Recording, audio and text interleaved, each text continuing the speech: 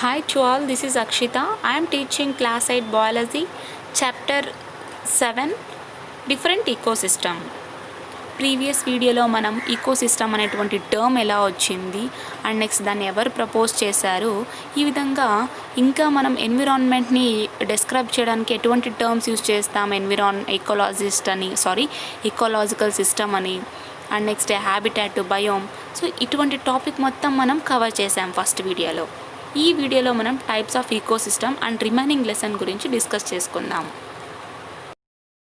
Due to the abiotic factors, different ecosystem develop in different ways. ఇక్కడ అబాయోటిక్ factors అంటే ఏంటి? Air, sunlight, water, ఇవన్నీ అబాయోటిక్ components of the ecosystem అనమాట. ఇవన్నీ కూడా డిఫరెంట్ ఈకోసిస్టంలో డిఫరెంట్ వేస్లో మనకు అవైలబుల్గా ఉంటాయి. These factors and their interaction between each other and with biotic components have resulted in formation of different types of ecosystems as explained below. So ఈ factors అలాగే each అదర్కు ఒక్కొక్క ఫ్యాక్టర్కు ఉన్నటువంటి ఇంటరాక్షన్ అన్నీ బయోటిక్ కాంపోనెంట్స్తో పాటు మనకు డిఫరెంట్ టైప్స్ ఆఫ్ ఈకోసిస్టమ్ అనేటువంటి ఫార్మేషన్ జరిగిందనమాట. సరే, అవి ఎలా ఉన్నాయో చూద్దాం. On the basis of human interference and its effect ecosystem has been classified as follows. ఇక్కడ హ్యూమన్ బీయింగ్ యొక్క ఇంటర్ఫరెన్స్ బేస్ చేసుకొని అలాగే ఇట్స్ అఫెక్ట్ ఈకోసిస్టమ్ అంటున్నారు, దాన్ని బేస్ చేసుకొని కూడా మనకి ఇక్కడ కొన్ని క్లాసిఫికేషన్స్ ఇచ్చారు, చూద్దాం. Flow chart of classification of ecosystem. ఈకోసిస్టమ్ని ఎలా క్లాసిఫై చేస్తారో చూద్దాం. First, ecosystem is classified into 2 types: natural ecosystem, artificial ecosystem. And in that natural ecosystem, terrestrial ecosystem, aquatic ecosystem. ఈ అక్వాటిక్లో వచ్చేసి marine ecosystem and next fresh water ecosystem, ఇవి రెండు ఉన్నాయి. టెరెస్ట్రియల్ వచ్చేసి grass land, forest ecosystem, desert ecosystem. Mangrove ecosystem, Coringa. ఈ mangrove ecosystem గురించి మనం డిస్కస్ చేసుకుందాం. Mangroves are one of the most productive ecosystems on earth, deriving nourishment from terrestrial fresh water and tidal salt waters. ఇక్కడ earth మీద చాలా most productive ecosystem ఏంటి అంటే mangroves అన్నమాట. సో ఇవి టెరెస్ట్రియల్ ఫ్రెష్ వాటర్ నుంచి అలాగే టైడల్స్ అలలు వస్తుంటాయి కదా, సాల్ట్ వాటర్ అలలు, వీటి నుంచి నరిష్మెంట్ని డిరైవ్ చేసుకుంటాయి అన్నమాట. Mangroves are the forest that grow in backwaters, low depth areas of seashore.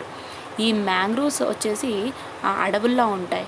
ఎక్కడెక్కడ ఉంటాయంటే ఎక్కడైతే వాటర్ అనేది వాటి యొక్క డెప్త్ లోకు ఉంటుందో, సో అక్కడ ఈ మ్యాంగ్రూవ్స్ అనేవి పెరుగుతూ ఉంటాయి అన్నమాట. ఎగ్జాంపుల్, సీ షోర్ దగ్గర ఎక్కువగా పెరుగుతూ ఉంటాయి. Mangroves serve as important feeding, nursery and breeding grounds for a variety of commercial important organisms and also serve as protected areas for endangered species. ఈ మ్యాంగ్రూవ్స్ వచ్చేసి ఎలా మనకు అవైలబుల్గా ఉంటాయంటే ఇంపార్టెంట్ ఫీడింగ్ అంటున్నారు, నర్సరీ, అలాగే బ్రీడింగ్ గ్రౌండ్స్. దేనికి? Important organisms ఉంటాయి కదా, వాటి యొక్క variety of important organism survive అవడానికి కూడా ఇదొక బ్రీడింగ్ గ్రౌండ్స్. అండ్ నెక్స్ట్ కొన్ని ఏరియాస్ని ప్రొటెక్ట్ చేయాలంటే వేటి కోసము ఎండేంజర్డ్ స్పీషీస్ ఉంటాయి కదా, సో వాటిని ప్రొటెక్ట్ చేయాలన్నా కూడా ఈ మ్యాంగ్రూవ్స్ మనకు హెల్ప్ఫుల్గా సర్వ్ చేస్తాయి. Koringa mangrove is situated south of Kakinada Bay and is about 150 kilometers south of Visakhapatnam. Coringa mangrove వచ్చేసి కాకినాడకు సౌత్లో ఉన్నాయన్నమాట. అంటే నియర్గా విశాఖపట్నం, సౌత్ ఆఫ్ విశాఖపట్నంకు 150 kilometers అన్నమాట. Coringa is named after the river Korangi. ఇక్కడ కొరంగా అనేటువంటి మ్యాంగ్రూవ్స్ చెప్పుకుంటున్నాం కదా, సో ఈ నేమ్ ఎలా వచ్చిందంటే ఇక్కడ రివర్ వచ్చేసి కొరింగి ఉందన్నమాట. ఈ నేమ్ తర్వాతనే కొరంగా అనేటువంటి నేమ్ వచ్చింది. Coringa mangroves receive fresh water from Coringa and Gaderu rivers, tributaries of Gautami Godavari river and salt waters from Kakinada bay. ఈ మ్యాంగ్రూవ్స్ వచ్చేసి ఈ కొరింగా మ్యాంగ్రూవ్స్ ఉంటాయి కదా, ఇవన్నీ ఫ్రెష్ వాటర్ని రిసీవ్ చేసుకుంటాయి. ఎక్కడెక్కడి నుంచి వస్తాయి అంటే ఈ వాటర్ కొరింగా నుంచి, అలాగే గడేరు రివర్స్ నుంచి, ఇంకా చిన్న చిన్న ఉపనదులు ఉంటాయి కదా, Gautami Godavari river, salt water వస్తాయి కదా కాకినాడ నుంచి, కాకినాడ బే నుంచి. సో ఇక్కడంతా నుంచి ఫ్రెష్ వాటర్ని రిసీవ్ చేసుకుంటాయి. Numerous creeks and canals travel in this ecosystem. So ఈ ఈకోసిస్టంలో క్రాక్స్ అండ్ నెక్స్ట్ కెనాల్స్ చాలా వరకు అంటే ట్రావెల్ అవుతుంటాయి. కాలువలు, చిన్న కాలువలు అన్నీ పోతూ ఉంటాయి అన్నమాట. Let us observe biotic and abiotic components of the Coringa system. సరే, ఇప్పుడు ఈ కొరింగా సిస్టమ్ యొక్క బయోటిక్ అండ్ అబయోటిక్ కాంపోనెంట్స్ గురించి డిస్కస్ చేసుకుందాం. బయోటిక్ కాంపోనెంట్స్ ప్రొడ్యూసర్స్ ఏమేమి ఉన్నాయి చూద్దాం. Mangrove, spirogyra, euglena, oscillatoria, blue green algae, ulothrix, ఇవన్నీ ఏంటి producers. And next consumers, shrimp, crab అంటే ఎండ్రకాయలు, hydra, protozoans, mussels, snails, turtle, daphnia, brittleworm, tube worm etcetera. ఇవన్నీ ఈ ప్రొడ్యూసర్స్ మీద డిపెండ్ అయ్యేటువంటి consumers. And next decomposers, detritus, feeding bacteria etcetera. ఎందుకంటే ఇవన్నీ కూడా నేచర్కి హెల్ప్ఫుల్ అనమాట. ఏంటి డీకంపోజర్స్.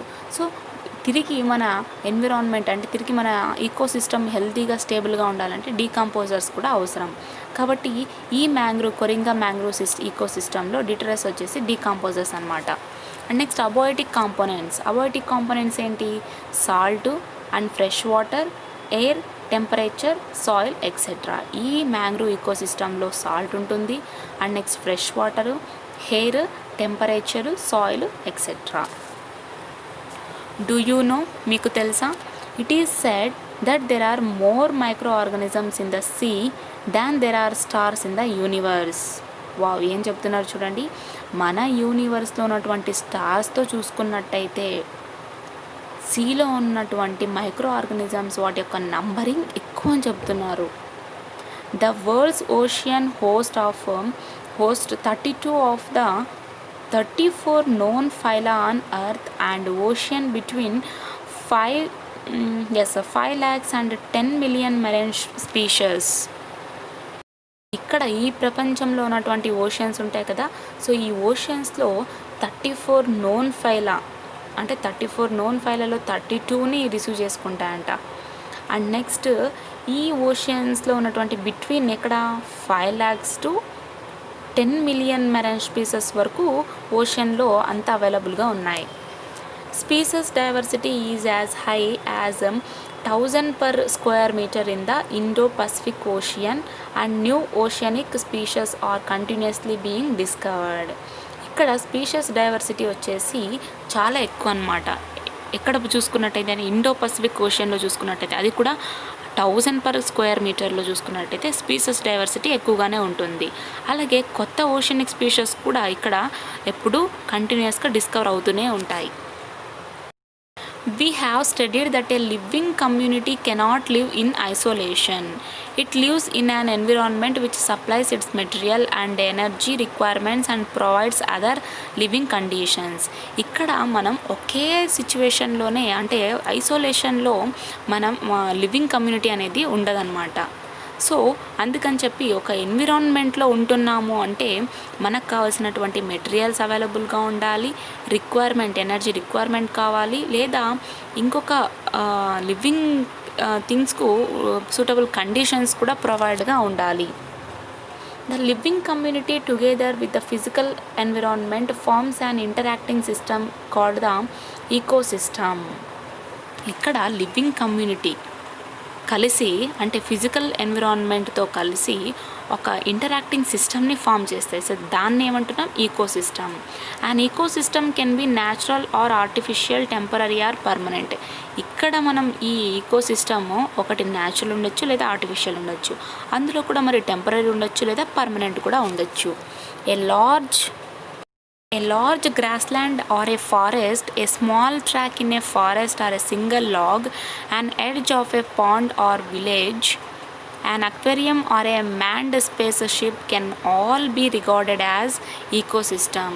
ఒక చిన్న గ్రాస్ ల్యాండ్తో గడ్డి మొక్కతో పాటు లేదా ఒక పెద్ద అడవి కావచ్చు, లేదా ఫారెస్ట్ సింగల్ లాగ్ అవ్వచ్చు, అండ్ నెక్స్ట్ ఒక చిన్న కాలువ అవ్వచ్చు, ఒక విలేజ్ కావచ్చు, లేదా ఒక అక్వేరియం కావచ్చు. ఇవన్నీ కూడా ఎలా ఉంటాయి? ఈకోసిస్టమ్నే అంటారనమాట. So these are recorded as ecosystem. An ecosystem can thus be defined as a functional unit of nature. ఇక్కడ ఈకోసిస్టమ్ని ఎలా డిఫైన్ చేయొచ్చు అంటే ఇది ఒక నేచర్ ఒక ఫంక్షనల్ యూనిట్ అనమాట. ఈ నేచర్లో ప్రతి ఒక్క ఫంక్షన్ కూడా జరుగుతుంది కదా. Yes, where living organisms interact among themselves and also with the surrounding physical environment. ఇది ఒక నేచర్ యొక్క ఫంక్షనల్ యూనిట్. ఇక్కడ లివింగ్ ఆర్గానిజమ్స్ ఇంకొక నాన్ లివింగ్ కావచ్చు అండ్ లివింగ్ ఆర్గానిజమ్స్తో పాటు ఇంటరాక్ట్ అయి ఉంటాయి. So it is surrounded by physical environment. Collect brochure of COP11 biodiversity conference Hyderabad 119 October 2012. Discuss about ecosystems in your class. So ఒక బ్రోచర్ని కలెక్ట్ చేసుకొని ఈకోసిస్టమ్ గురించి discuss చేసుకోమంటున్నారు. And next topic is desert ecosystem. We have discussed Coringa mangrove ecosystem. Now we have to discuss the desert ecosystem. The desert occupy about 17% of the land and occur in the regions with an average rainfall of less than 20 millimeter per year. ఇక్కడ dessert వచ్చేసి నియర్లీగా 17% ల్యాండ్ని occupy చేసుకునిందనమాట. అలాగే ఎటువంటి ప్రాంతం అంటే ఇది rainfall అనేది సంవత్సరంలో చూసుకున్నట్టయితే 20 మిల్లీమీటర్ మాత్రమే పడేటువంటి అవకాశం ఉంది. 23 millimeters. Due to extremes of temperature, the species composition of desert ecosystem much varied and typical. ఇక్కడ టెంపరేచర్లు చాలా వేరియేషన్స్ ఉండడం వల్ల, అది కూడా ఎక్కువగా ఉండడం వల్ల చాలా వరకు డెజర్ట్ ఈకోసిస్టంలో ఉన్నటువంటి స్పీసెస్ కూడా వేరియేషన్స్ అంటే వాటి యొక్క డిఫరెన్స్ కూడా చాలా ఉన్నాయన్నమాట. The various components of a desert ecosystem are. ఈ డెజర్ట్ ఈకోసిస్టంలో వేరియస్ స్పీసెస్ కూడా ఉన్నాయి. ఫర్ ఎగ్జాంపుల్ మీరు ఈ ఫిగర్స్ని చూడండి, క్యాట్కస్ కావచ్చు, and next these are the wild plants అంటూ ఉంటాం. ఇవన్నీ కూడా ఈ డెజర్ట్ రీజన్స్లోనే మనకు ఎక్కువగా కనిపిస్తూ ఉంటాయి. And next animals in desert ecosystem. ఇటువంటి డెజర్ట్లో వచ్చేసి fox and next hyena, snakes, cobra ఇలా చాలా ఉంటాయి. ఈ డెజర్ట్ ఈకోసిస్టంలో ముందుగా మనం ప్రొడ్యూసర్స్ ఏమేమి ఉన్నాయో చూద్దాం. The shrubs, bushes, grasses and some trees are the main producers in the deserts. డెజర్ట్లో కూడా అక్కడక్కడ shrubs ఉంటాయి, బుషెస్ ఉంటాయి, అండ్ నెక్స్ట్ గ్రాసెస్ ఉంటాయి. సో చిన్న చిన్న చెట్లు కూడా ఉంటాయి అన్నమాట. ఇవన్నీ కూడా ఏంటి? ప్రొడ్యూసర్స్. వీటిని మనం ప్రొడ్యూసర్స్ అంటాం. Yes, the shrubs have extensive and much branched rooted system with the stems and leaves variously modified. ఈ స్టబ్స్ వచ్చేసి బ్రాంచ్డ్ రూట్ సిస్టమ్ కలిగి ఉంటాయి అన్నమాట. అంటే స్టెమ్కు లీవ్కు అటాచ్ అయి ఉంటాయి. సమ్